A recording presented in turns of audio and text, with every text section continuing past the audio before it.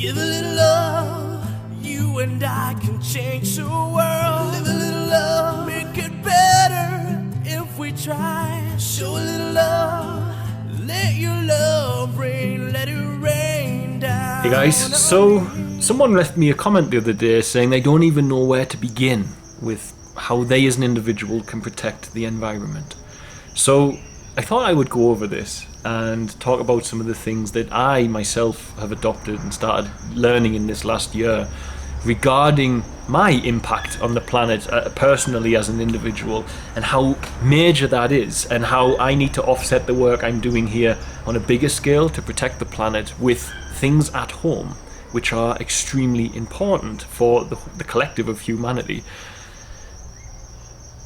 If every human can alter the way that they behave, then we will see the change that we collectively require for this planet to have the longevity that we desire.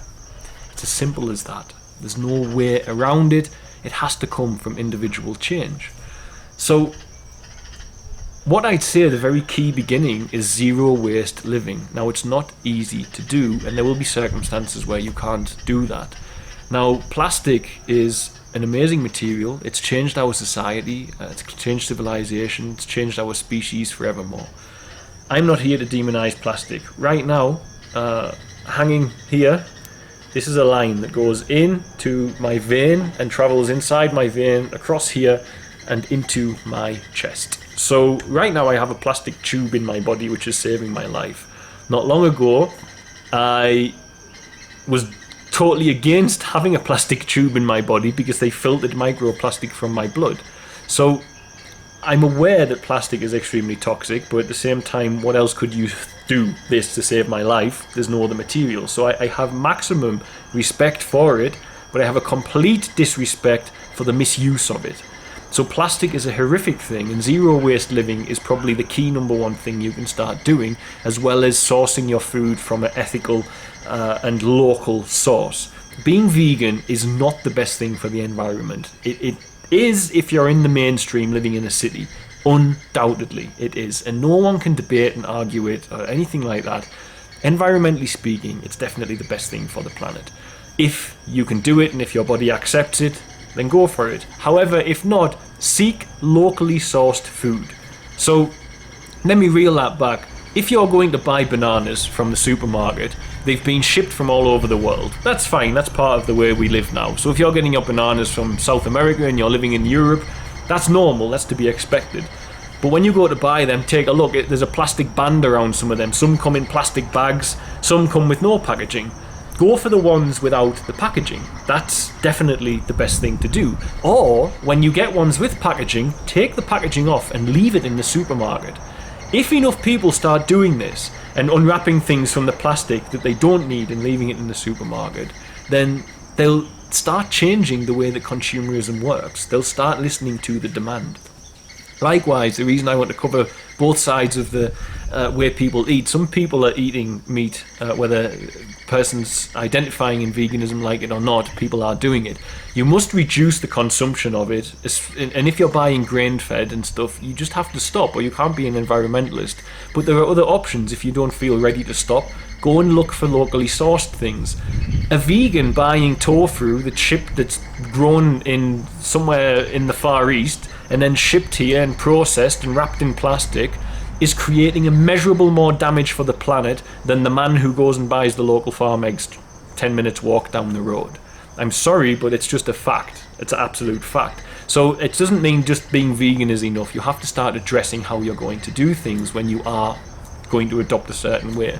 If you're going to buy meat and you buy local, it won't come wrapped in plastic. If you go to the supermarket, it will be wrapped in plastic. If you go to buy eggs from the farm shop, you can take your own basket, no problem. If you go to buy them in the supermarket, you don't know how the chickens have been kept, and also you're going to end up with a carton which is non-recyclable sometimes.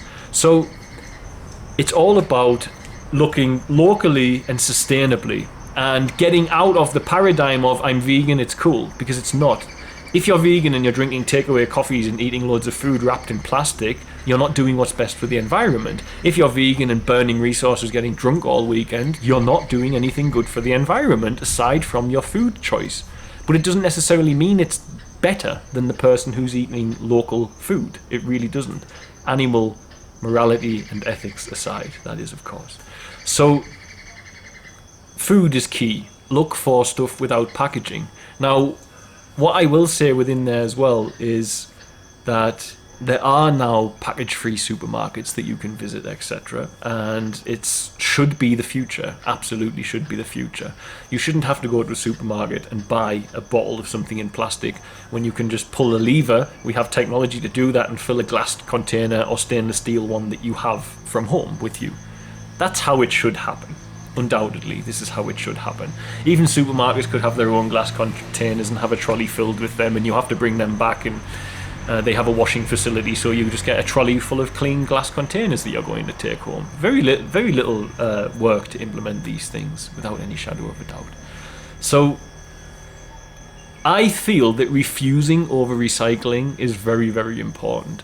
Refuse to take things rather than taking it that you can recycle. So if you think to yourself, I can take that drop in plastic, I'll just recycle the plastic. Or maybe you're driving home and you say, I'm a little bit thirsty, I'll buy a bottle of water, I'll be home in 10 minutes, drink the bottle of water, go home and put it in the recycling bin. You still don't get maximum 100% benefit for the planet by doing that. What you're better off doing is taking your own bottle, reusable, from home, or getting to the point where you refuse and you say, I'm thirsty, but I've got 10 minutes until I can get home. I'll not buy that bottle of water, I'll wait. It'll be better for your pocket, economically, and also better for the planet, environmentally speaking as well. So refusing packaging is key, and the best way to do that is to eat correctly. If you have to read the ingredient label of something, you probably shouldn't be eating it. A whole food won't have an ingredient label. A whole food, as nature provides it, is there for you to use, and it doesn't need a label with ingredient lists, etc. And thus, if you buy things of that nature, you tend to end up living a very zero waste life anyway. Now, there are other things that I started doing and I will start doing as well. For instance, I'm using bars of shampoo that you rub your head with. I'm using bamboo toothbrushes. How often do you throw a toothbrush away? 3, 4, 5 times a year. Shampoo once a month, plastic bottle. There's no necessity in it. So what I want to start doing now, because I see from someone making bars of shampoo, obviously I can do that, surely. So I want to start making my own home products. Fritzy and I will start doing it, and we'll try and do some videos on it. So making our own soaps, making our own whatever moisturizers and toothpastes and stuff like that as well. I think the more we get into this habit, actually the better we become as people as well. And I've said this for a while, that convenience actually can make us very unhealthy, because if you take this small example, if you look at women who are looking after the home in the UK as a prime example. My mother is a typical housewife, and she's part of that generation where she's a mother who looks after the home. I observe that if people looking after the home, you say men as well, I grew up in a home where a woman looked after the home, I would say that all of these items and materials, for instance cleaning material where you just have to wipe once and it's over, beneficial perhaps, or you could say that you're basically taking away something that's going to make the person healthy. If you use hot water and you've got to do it a few times like that, a bit of scrubbing to get it clean, or you've got to squirt it and wipe it, what are you selling? You know, and what are people using the time for that they save from using those chemicals? Most of the time they use it to go and watch TV. It's not a valid use of time. It's not a valid reason to take away effort from yourself, you see? So I think by providing a lot of convenient consumerist products, we're damaging our own health as well. Because I think the more we keep embracing the need for convenience, and the more we keep feeding into that consumerist idea, then the worse it's going to get for ourselves and the planet. We're going to weaken our own flesh, our own mind, our own spirit, and at the same time, we're going to collectively see dependence on corporations who are providing us with these things that make life easy. So, when I'm looking at products around the home now, I'm starting to work out how I can make my own, and I think that's important for all of us. Recently, a friend of ours came from Germany, and she brought us beeswax wraps for the food. So instead of using cling film or aluminium foil, then you get this wax wrap, and you wrap your food just like you would aluminium foil perhaps, and you put it in the fridge, and then later you unwrap it, you keep the wrap, and you can reuse it. So you're not wrapping stuff and throwing it away. If your children are going to school, taking a packed lunch, wrap it in one of those. Put it in a stainless steel box. Put it wrapped in one of those. So no cling film, no plastic box. You know, there's so many things that we can do as individuals to start trying to live zero waste living. And these are all the things that I'm trying to do as well. Now, other thing that I'm got a 1-year-old son. He just turned 1 this week. His nappies, or diapers as they say in the US, if this modern day and age you are, for example, an environmentalist, or if you're a vegan and claiming to be an environmentalist due to that stance, but you're using disposable nappies, shame on you. What a waste of material, what unnecessary waste of using disposable items. Aslan has all washable nappies. He takes a poop, you wrap it up, you put it in either a sealable container if you're out and about so you can take it home, or you just pop it straight in the wash and it gets washed. Then you can use it again. This is undoubtedly a necessity. There should be a ban on disposable nappies. How much we're using on disposable nappies on the planet is ridiculous, and the planet can't sustain it. It will not and cannot sustain that. So you have to start realizing, if you're using disposable nappies, genuinely, I'm going to say, shame on you. There's no necessity. Now, if you're a woman and you have sanitary products, then I have some say on that as well. Here in Tanzania, I launched in 2015 a manufacturing project to assist schoolgirls who were staying off school when they were menstruating. They had no pads, no tampons or anything like that, and thus they needed a solution. Now, I was going to buy disposable pads, and I said, well, where are they going to go when they're done? They're going to burn them, or they're going to end up in a pile somewhere with that are used and unhygienic. And I thought, well, this is horrendous. But at the same time, I was informed of a girl that we know who would put chicken feathers in her underwear so she could go to school without the embarrassment of bleeding on herself at school. So I had to do something. So I came up with, after researching, I saw other places had made washable sanitary pads. So I started a project called Tansy Pads, where we made thousands of washable sanitary pads for schoolgirls. Sadly, the project just took a sideline, but it will be revived because I see it as an absolute necessity for this country that we carry on doing that. But at the time, we had thousands that we gave away. We toured the schools, taught the girls how to make them, and we tried other options too. For instance, there's a thing called the Moon Cup, which can be used instead of a tampon or a pad, and it's a silicone cup. But here, culturally, asking someone to insert something was not going to happen, so we had to go with the pads, and they work brilliantly. You use it, you wash it, you dry it, you use it again. You have one waterproof bag to seal a dirty one if you're out and about, so as you can take that home and wash it as well.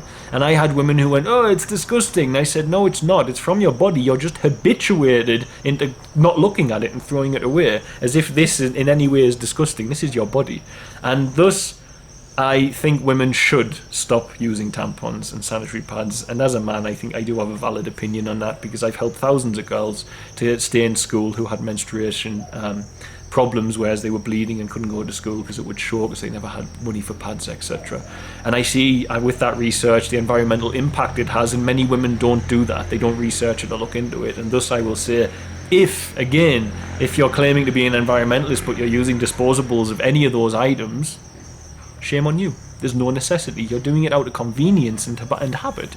And you can stop, you really can stop. And I'm sure there might be a place for disposables, if you've got young girls at school in Europe and we're during a period of change or whatever, and maybe they're uncomfortable with putting one and carrying one home. I get it. I understand that. I've done a lot of work on this project, as I say, so I kind of know how to empathise with a woman who's going through that to some degree. Not fully, obviously, because I don't have a vagina, but what I can see is that we should start making the change. And if you're an adult in a working life, there's really no need not to use reusable menstruation products, is all I'm saying, and nappies and diapers as well. So these are just key little things that, and I'm going to make more in-depth videos on this, because to change the world starts at home. It starts with the individual. And there is a guy who I like some of his videos, if I remember his name. his YouTube name. It's like Levi How to Save the World Hildebrand, I think, or Hildebrand. Sorry, forgotten his name. I'll put the name in, and I watched his channel a couple of times, and he has some really nice what to do from home to save the world videos. So how to save the world without being a hero is basically his tag, his slogan. And I love it. I love that approach to it, because this is what is required. And a lot of people will often say to me, like, it's amazing what you're doing, I wish I could do something like that. And I always say, well, I started this journey at home, alone, by cleansing my body and fasting and trying to become as conscious as possible about how big my footprints are that I'm leaving on this planet. And I came here with that knowledge, and now I'm just starting to do that on steroids, if you will, and not physically, I just mean on a bigger scale, because we are protecting the forest and so on and so forth. But I started, never been to Africa, never ran a charity, never had an NGO. Back in 2000 and whenever it was, 2008, I started to get more conscious, environmentally conscious, spiritually conscious. And then I end up here. I still haven't even been to Africa come 2012, and look where I'm at now, you know, doing all that we're doing, and having all the support in the world I could possibly need to do it, because that's the way the universe works for me. If I push into something, it'll bring me the people I need. I've worked with a PhD in the development of Tanzania since 2013, and a PhD from Cambridge University in the UK, so one of the best unis in the world. So even without the knowledge you need, you can draw and attract people in, because if you've got vision and drive, people will get behind it. People want that. People want someone who's driven and not going to give it up. People want discipline. They don't want someone who's going to get into a project and then stop because they were getting drunk and lost interest in it, or they got hooked on the next Netflix series. This is not okay, you know. So above all else, I think the most important thing is refuse to find zero waste. So refusing rather than recycling is key. Seeking things locally with regards to food, etc., extremely key as well. Manufacturing your own products, another key option. Finding alternatives, another key option. And there are amazing alternatives as well. My son uses all bamboo plates and bowls. They're indestructible nearly, and it's made from bamboo. It's non-toxic. Absolutely wonderful material. Toothbrush as well, as I said earlier. So looking for alternative materials that you can use instead of the traditional things that are being used. So, and it's something I'm doing as well. I'm working out a new fuel source for people to cook with here in Tanzania, but I'll show you that project as it unfolds itself a little further, shall we say, with the other work that we're doing with the environment. So, but if you want to save the planet, then you do need to save yourself. If you want to save the planet, start with yourself, because that's where it begins, and that is undoubtedly the best way to go forward. And I will make more videos on this topic. Seems I'm currently housebound. I think it's a nice topic for me because it's something I can do proactively, and at the same time there are other YouTubers out there that you can watch, and there's plenty of information on zero waste living, and I would start there. Start with trying to get as close to zero waste as you can, as and where is possible and convenient with the current planetary setting. So I hope that helps. A little bit all over, but I hope it helps anyway. God bless, guys. I love you all. Bye. Thanks for watching. Don't forget to like, share and subscribe, as it really helps us to grow the channel and with it help more children here in Tanzania. Also, don't forget you can support our work by sharing with children in crisis here. Be it sharing for a particular need, or even sharing one-on-one support for education, housing, food and medical care. It can be done for as little as the cost of a cup of coffee a week back in the West after all. Just visit www.sharetanzania.co.uk to find out more. Lastly, remember you can also support us via Patreon, www.patreon.com/featherstail, and help keep us here in Tanzania to continue our work. The links for the website and for the Patreon are in the description box of this video. Love and light, guys. See you soon.